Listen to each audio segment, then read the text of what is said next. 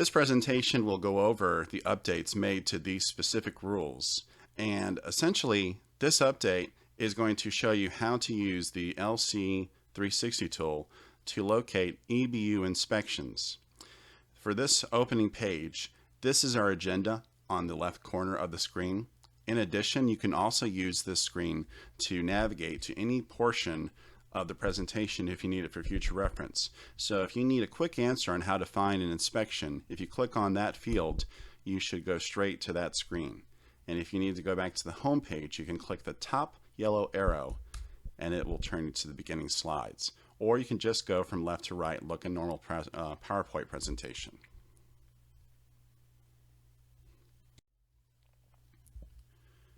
So what's changing?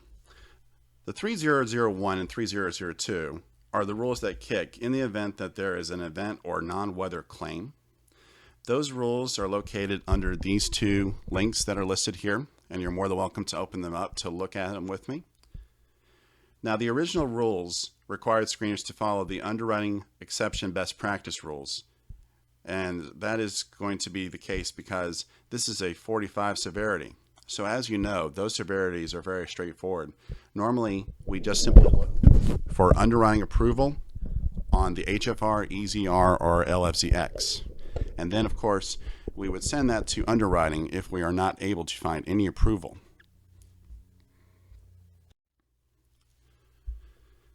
So now with the new 3001, 3002, screening has to take one additional step whenever we do find that underwriting has approved some sort of documentation.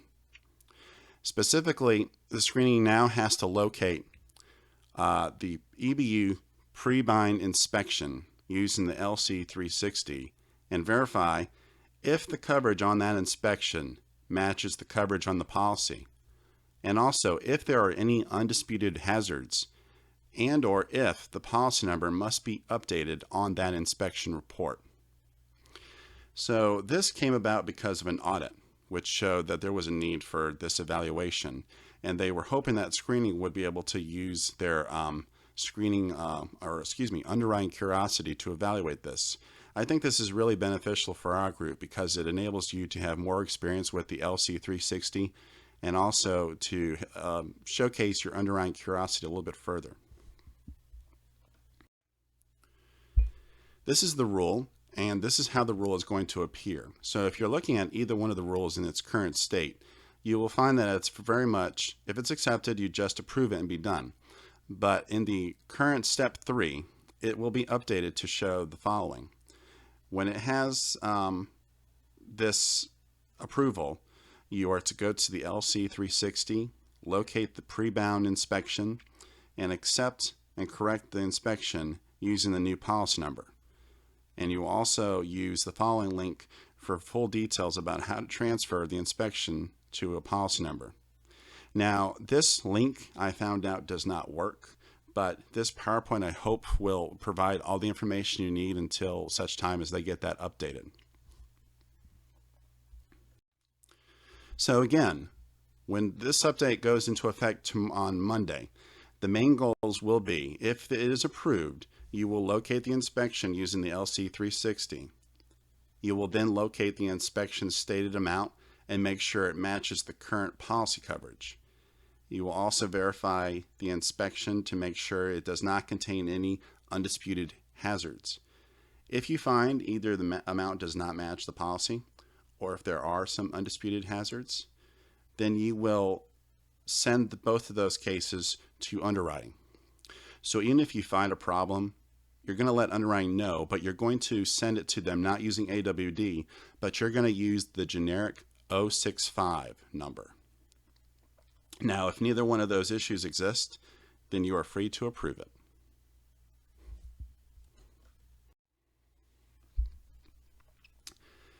Now, most of you should have some knowledge of the LC360, but I understand that some of you were not trained on it. I know the people I've trained in the past don't have knowledge of it.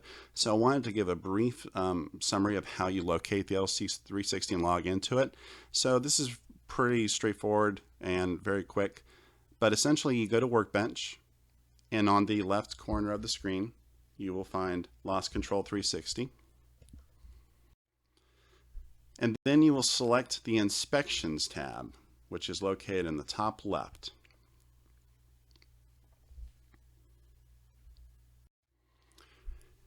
And that's all you have to do to log in. Now, to go from here, you need to find an inspection on the policy. From this screen, you can conduct a search by going to this field right here.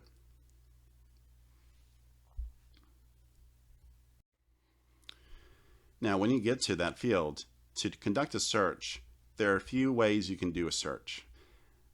One of the most common ways you're going to find the inspection is to go in and type EBU and then the number of the address, and you're not to leave any spaces in between. So, for example, if I live at 1150 Gorman Street, that search criteria will be EBU 1150. Sometimes they'll store it using the address number and either the policyholder's first or last name. And when you conduct a search using that, you will put in basically, if the person is at 1150 Gorman Street and their name is Norman Lear, you would type in EBU 1150 space and then the first name, or possibly EBU 1150 space the last name. So the reason they store it like this is because when they first conduct the inspection, the policy hasn't been bound yet, so you won't be able to find it using the policy number. But in the event that maybe you're behind, or maybe they did the inspection in a different order, you might be lucky and find it using the policy number. So as you begin this process, you'd want to try the first option, and if that doesn't work, try the second, and then finally try the third option. Now, because this process hasn't gone through the implementation yet, when I did a few tests on my own, I was only able to find the inspections using the policy number because all the cases that were handled have already been approved. But starting Monday, that will change, to which you may have to use either the first or second option to conduct a search. Here's an example of how it would look when you put it in the search engine.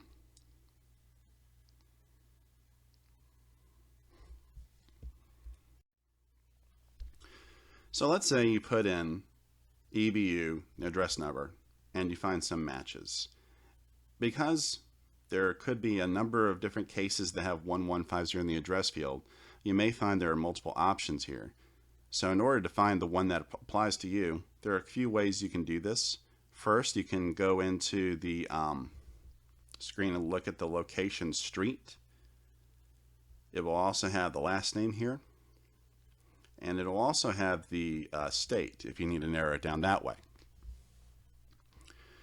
Ultimately, when you are looking, you want to find a match and you want to make sure that it contains the status underwriting. So underwriting means that we have not approved that inspection yet. The cases I've had thus far have been complete because they've already been approved. But this is what you should look for.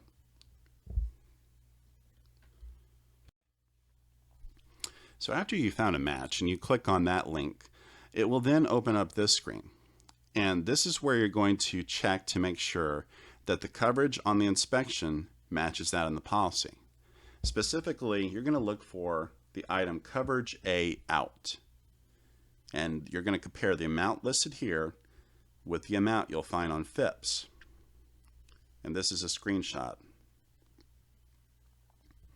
And then lastly, if there are any hazards, that will be found right here in the hazard screen.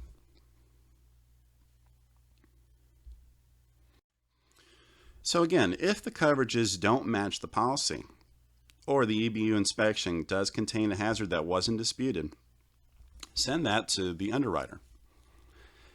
If both criteria are satisfactory, then you can proceed to the next step. And one quick warning, if you do find a hazard, you'd want to make sure the underwriter had already approved it or didn't approve it. And you can do so by going to the underwriter's note that they had documented on the EZR HFR LFCX.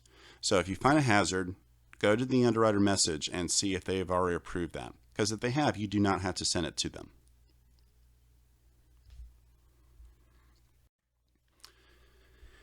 So lastly, if the policy is completely correct, you will then go to the Action tab, and there's a screenshot that I'll share with you right after this slide. You'll select Accept, and then you'll assign it the appropriate nationwide policy number. And that, of course, includes the region, state, prefix, and 6-digit number with no spaces in between. And then you'll select Continue. Now, one note, if the policy is in quote-unquote complete mode, you cannot assign the policy using this method. It won't let you. So in the event that you cannot assign the policy number, you can go to the Notes section, which I will show you in the screenshot coming up, and put the policy number in that way.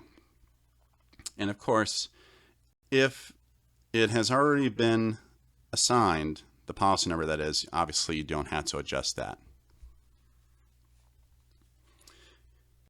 And then lastly, this is the screenshot that I was talking about. I apologize, it's a little hard to see, but you can always make it larger when you get the actual presentation itself. But at the bottom of the screen, you will select Accept Policy, input the new policy number, and hit Continue. And that, ladies and gentlemen. And lastly, this is a slide I added after I received questions from those who did participate in the training. If you happen to have any further questions or input, please feel free to email me. But in the meantime, thank you again for your attention, and as always, please let me know how I'm doing on training and if you have any further insight or questions on the EBU process. Have a good day.